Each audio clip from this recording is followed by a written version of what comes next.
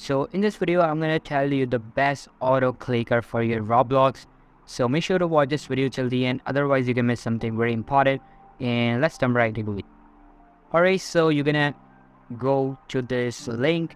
Now I've given this link in the description, so you can access that from there.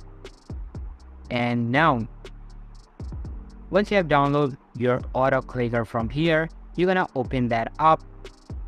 So it should look like this. Now first we need to select the starting hotkey. So all you need to do, you're gonna click on hotkey settings. So you're gonna click on start/stop and you're gonna press any key to start the auto clicker. So I'm going to select the 2 key right here. Now after that, to speed up the auto clicker, you're gonna change your milliseconds from 100 to 1. Now we are ready.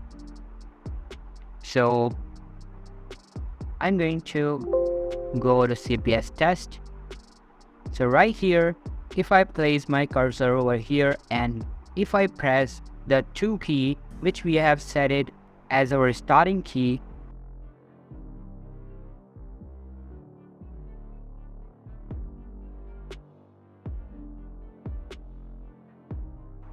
so you can see right here we clicked 43 times in just 5 seconds.